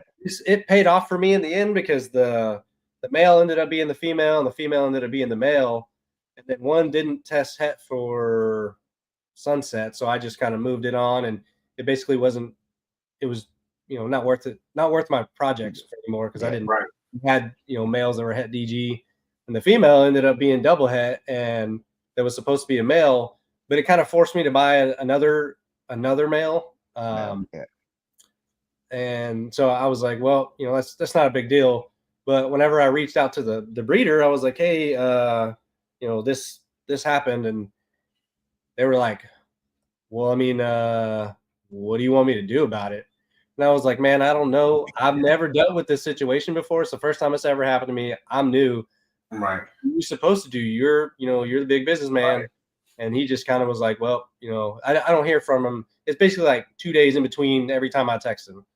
And they just kind of kept ghosting me. And I was like, they were never messaging answering my text messages.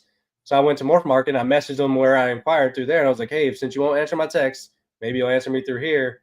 And they just read the message and leave me ghosted. And I'm like, all right, whatever. I was about to just give it up. And then I shed tested them, and it turned out I was like, you know what? Don't worry about it. I'm gonna keep them because I won technically. Because that snake, I paid like $800 for both of them, and one ended up being worth like $4,000. I was like, you know what? Yeah. I'm cool with it. So you won in that situation. I ended it, but it was just kind of happy that they basically were like, well, I don't know what you want me to do about it. That's why. That's I heard a while back, watching Billy from Mutation Creation, he was saying that he sold a guy a snake that was a male and didn't know for 2 years. Mm-hmm. And then the guy was like, hey, this is not a female. And he was like, all right, cool, got it. Boom, send him another one. Mm-hmm. And just no questions asked. Yeah. And then they attack those guys, the bigger breeders that, oh yeah, they could do that because their revenue and what they produce. But guess what? That's their business. They're respecting their business to be able to set it up in that manner. Yep. You have to. The service is huge when you're talking business like that. Mm-hmm. Yeah, that's the biggest part because you never know how many other small breeders or people they know in the game. You never know who they know in the game, even though they're a small breeder, they're just starting or whatever, or if they're, just not having a business, but they have a morph market and everything else. You still have to respect that person for what you sent them if you're wrong. It's like, okay, I was wrong. I thought I checked it. I rushed through it. So like when I ship stuff, I double check it. Before I put it in the box. I'm not good at popping. I probe. I'm not good at popping at all. Mm-hmm. Yeah, I've kind of gotten the art down. My wife, like, I'll be out here just messing with them, and I'll pop them just to kind of keep my hands fresh and whatnot. And my wife will say, she's like, whenever I first started having clutches, she's like, wait, let them shed and let them grow a little bit before you start doing that. And I'm like, it's easier to do it when they're a baby. Like I can snake up one-handed and their hemipenes will pop out. Right. And I'm like, fresh out the egg because they don't have that full muscle yet to hold in the hemipenes. Like as they get older, easy. It's definitely easy when I do the videos. Yeah, definitely easier when I do the videos rather than getting ready to ship them. I'll still try, but then I'll finish with the probe just to make sure. Obviously, if you pop them in a male, it's male. But if you pop them in as female, and it's been whatever the entire time, or maybe it's supposed to be a male, and I'm looking at it, it looks female, I'll probe just to make sure. And 9 times out of 10, they're still male because the probe will go in deep. You said it happened to Josh too? Yeah, that's just recently happened to Josh. Like Wow. this last week. Oh no, it was this week, I think. Yeah. Wow. Those people need to be called out. Let the people decide. Eventually, all will be weeded out. Hey, if Yeah. Josh said who it was, it's a wrap. I Right. mean, like, let him be the one to say it, not me. I feel you. I feel you. And again, I'm all about the same thing. Like you said, the truth. My issue with mine was it. For example, when I made the complaint to the seller, for it was like a banana G stripe or something like that. Yeah, I And remember that.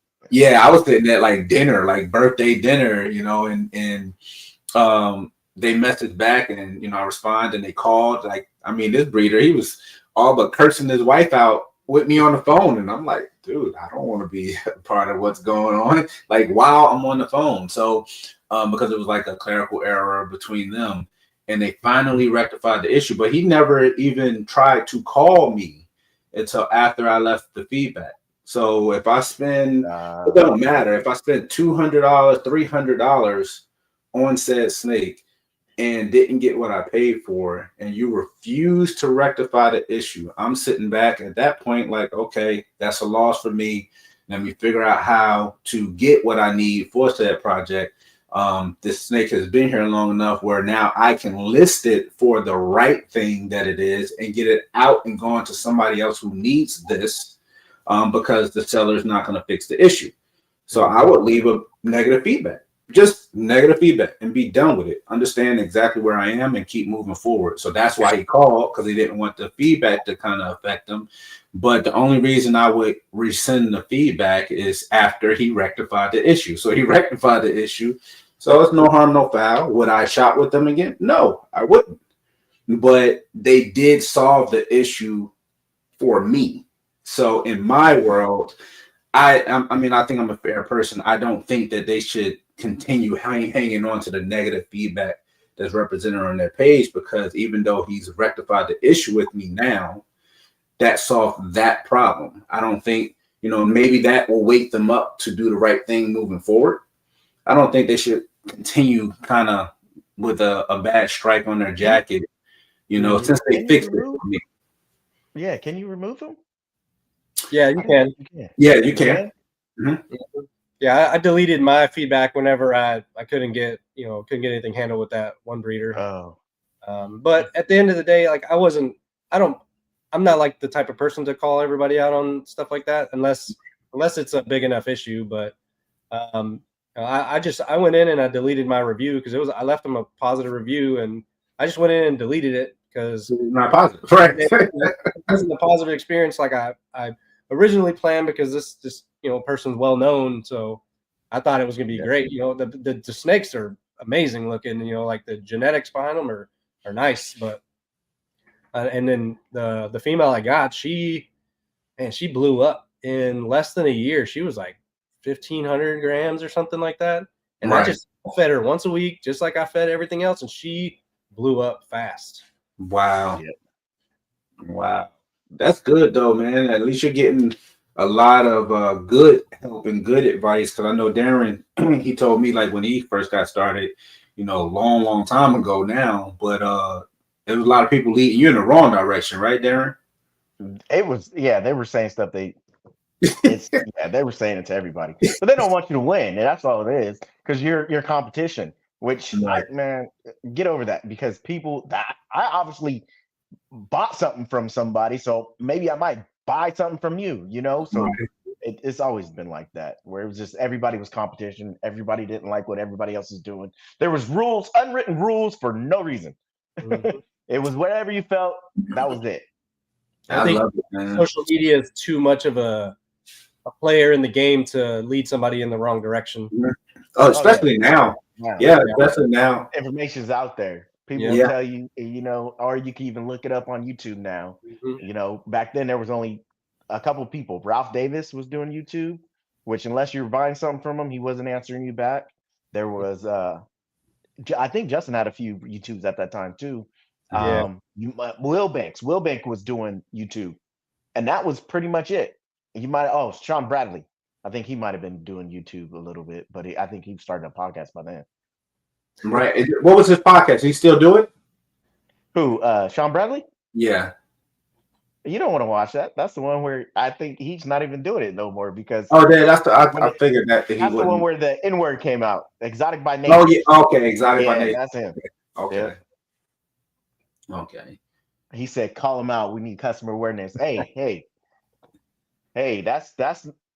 I've hadn't had it for years, so it doesn't even matter with mine. That person was big and he's still in it, but it doesn't even matter. I will say the one like positive experience I had. I bought a female on the Morph Market auction. Well, she ended up being a male, but she was what was it? I don't even know where it's at anymore.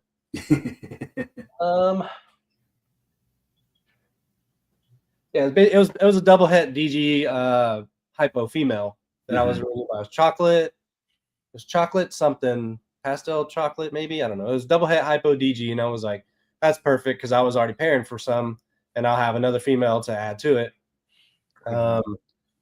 And I got it in, and probably like after a day or two, maybe I checked it, and I was like, this is not a female. I could start seeing a little pink come out, and then I kept popping it and whatnot, and then I was like, dang. So I took pictures of it and I sent it to the lady I got it from. Her name is Beth. I think is got balls and geckos. And she didn't even, without even hesitation, she was like, I got a notification that I got refunded immediately before she even replied to my text. And I was like, yes. I was like, I didn't, I was like, you didn't have to give me my money back. I was like, I just wanted to let you know that this wasn't, it was incorrectly sexed. And so she gave me the opportunity to like, I'm having more of these clutches later. I'll give you this discount on another snake. And I was like, man. So she gave me my money back, plus offered me the same amount that I paid for that snake and a discount on a future female. And I was like, wow, that's awesome. Awesome customer service. Awesome. And I ended up buying a puzzle female from her too, a pastel puzzle. Wow. See, she knew that it was still going to come back. Yeah. Look up. So I've been hearing the Hypo DG Clown Fireball put it up on Morph Market. Okay. And how much was this at one point? You know how Fireball does it. Yeah. I'm promoting their stuff, but they over there. Let's see. Okay, man, I was like, You're talking about Fireball pythons? The Fireball. The guy that's been doing it forever that bought like 65 racks from Freedom Breeder. Oh, yeah, I know you're talking about. Crazy. I know you're talking about now. And it's right here. Look at this. How much were they a few years ago? Oh, he dropped it down to 7. I thought it was 7,500. Man. Oh, for a male too. That's a powerful male though. Weren't they like 10, 15, 15 not that long ago? 220? You got to adjust with the economy and with the market. It's still a grip. So, it just kind of is what it is. But you got to think about it too. Overall, for base, no other incomplete dominance or anything, a base DG Clown, what were they going for, a year and a half, 2 years ago? To what they 10 plus. Yeah, you see what I'm saying? So you gotta adjust. I understand that. You gotta. So that's the new base, not the double recessive. The double recessive was the base. Now it's triple recessive. It's gonna be the base. Because because you gotta kind of recognize it the whole way through. If you, Hawker has $1,000. $1,000. Yeah, man. It would up. See, I haven't been looking lately. I haven't been looking. So, so 7 that would apply. But again, there's no other genes in the mix. You start throwing some genes in there. The price is going to go up. No, I get it. 100. Yeah. We've had the same conversation about clown pods. What you get clown pod for? I've been spending this whole season replacing some of my single gene pod or single gene clown girls with clown pod combos. Yeah. As the base. It was a year and a half ago, I think, because the males are already breeding for me, but he was that clown pied het hypo, right? Now you can see those same males for 350. I seen them up there. I think Chimera had them up there for 350. Yeah, you got to adjust with the market, the economy, and everything. So, I mean, it's all relative, But this is the unfortunate part about seeing those awesome, insane, market value, crazy numbers, people selling and buying snakes for, because we were in there too, and it coming down to more reasonable, manageable, numbers. But now you're producing these combos, and it's kind of sucks because you're like, dang, well, this was the pinnacle of what I was going for, and it's $500. Well, is it a holdback? Is it what's going to move you forward, or is that what you're going to have for sale? You got to adjust. You got to figure out where your spot is to kind of get in there. Mm-hmm. Yeah. Let them suckers go. Shoot. So for the next year, 2025, as far as things that you should have to size and breeding, what are you shooting for pairings? Like how many? See, I put my Cinnamon Dark Knight to some stuff. I have a GHI spot nose yellow belly female that I got her at a show about a year ago, and I was hoping she would be het clown, but she wasn't. And so I was like, whatever, I can put this Cinnamon Dark Knight to her because I want some GHI yellow belly clown stuff. Which I have a super GHI Mojave clown female who should be ready in about a year. But yeah, I like GHI clown stuff, and I want to kind of mix Stranger into that. But let's see. I really want to kind of push the Sunset stuff, and then that's like the majority of what I want. I think DG clown stuff, Sunset, which I have my double het Sunset DG girl, she will be ready to breed. I don't know what male I want to put to her yet. So I've got a leopard het Sunset male, and then I've got a double het Sunset clown male. I've got a couple other different genes mixed in. I don't know if I want a Sunset clown stuff or not. I haven't decided on that. I just kind of picked him up in a group deal. But yeah, why wouldn't you want to go Sunset? Yeah. Why wouldn't you want to go Sunset clown? I don't know. So I do. I just need to figure out what else I can get to add. I guess I need to add more into it. But yeah, and I thought about trying to make some triple het Sunset DG clown stuff. That's been something I considered too. But I have way more males than I should, I think. Yeah, but so I have options, I guess. Good. What females do you have for that project? For Sunset Clown, I don't have anything. I just was gonna, put it to.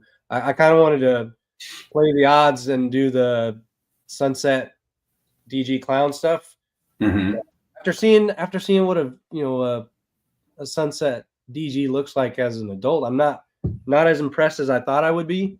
Because honestly, to me, it's like a pastel sunset. I think they look terrible, and I don't think it's far off from that. Yeah, no, it's not.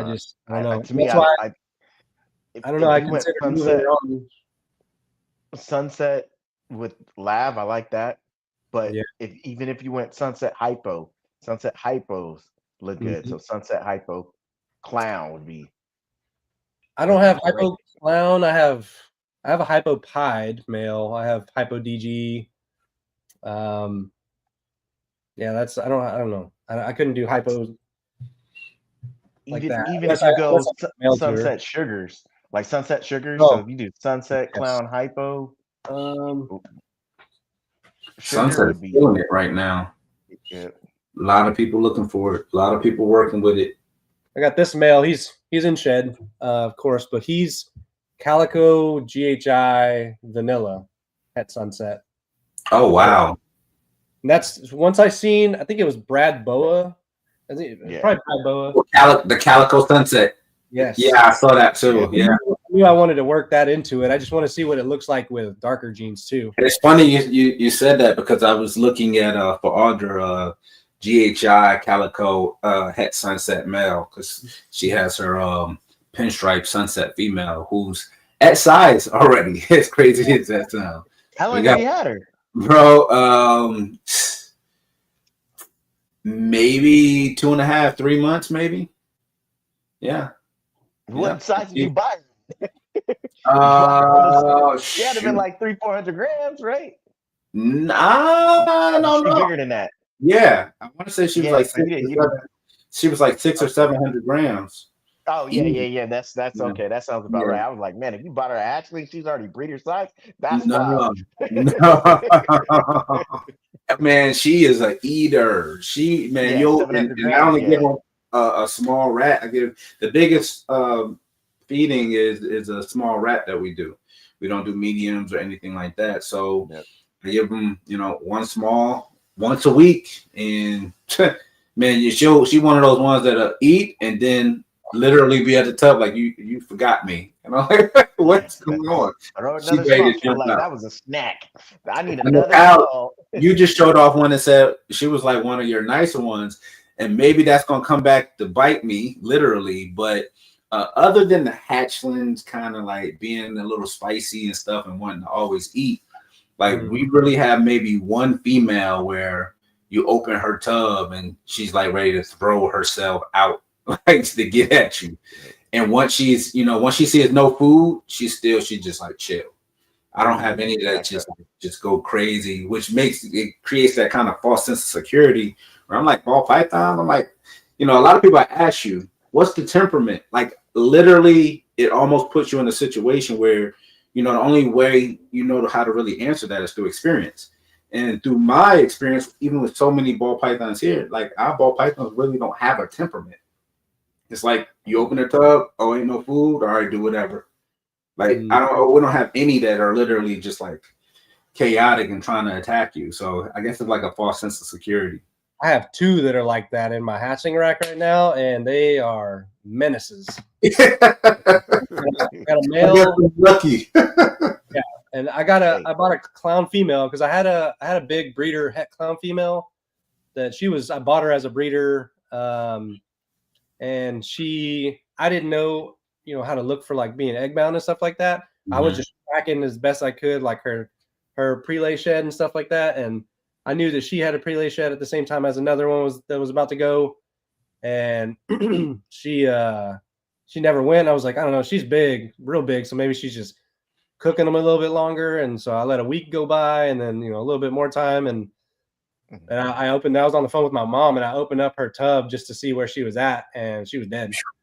So not to like kill that, but so I went back to the same breeder, and I was like, hey man, I need a visual clown female to replace her with. So I picked up a smaller one from her, and she was super calm when I got her. She was just, I don't know, just as calm as any other snake that I have. And I put her in her tub, and about 2 days later, I went and checked on her. Actually, I fed her that day to see if she would eat. And a couple of days later, I went and tried her, and I can't touch her anymore. Like she is the devil. When you lost that female, was she a breeder female from a previous breeder? Yeah. He was shocked whenever I talked to him about it, and he was like, I don't know how long you had her, but she was pretty good size, and she was probably closer to 4,000 grams. I don't think she was. How old was she though? Probably about 5 years old, 6 years old. Oh, wow.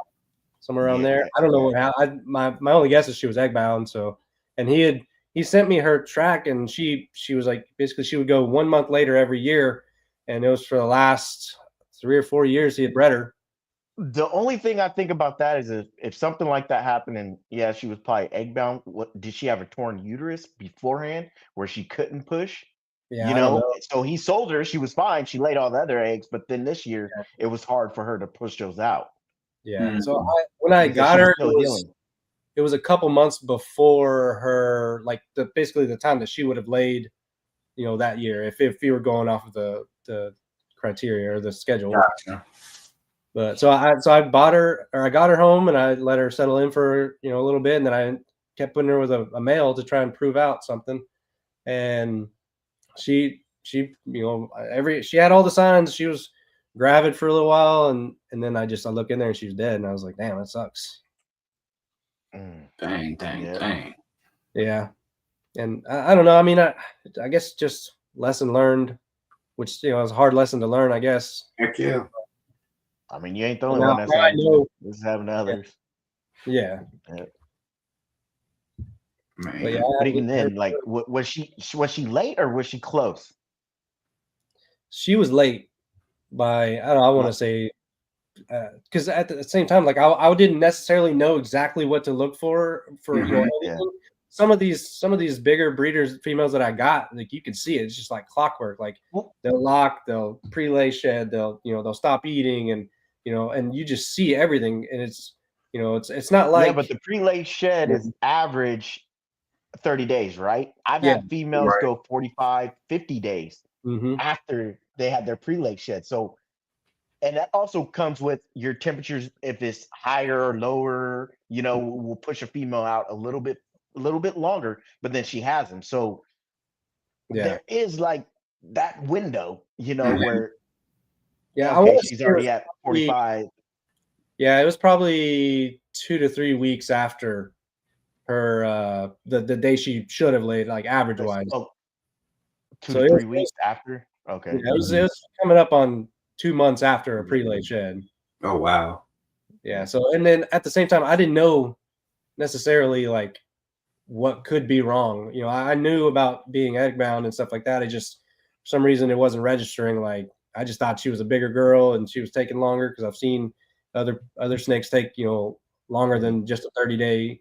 It's not like a set in stone thing. So I don't know. It's just an unfortunate thing, I guess, that happened. Now I'll know, I guess, to look for something like that. But when it gets past that 30 days, it kind of worry a little bit, Yeah. But there's females I've had that laid in 45, so and the females I've had that hit that 50 mark. So I mean, I can't really say. The one girl I have right now, that GHI spot nose yellow belly, she's, if I'm correct, because she's definitely nesting, but her pre-lay shed was around the 22nd of October, so she's just over. So I've just been keeping an eye on her, but she doesn't seem to be acting out of the ordinary. So, man. So we've had you, bro, pretty much almost 2 hours.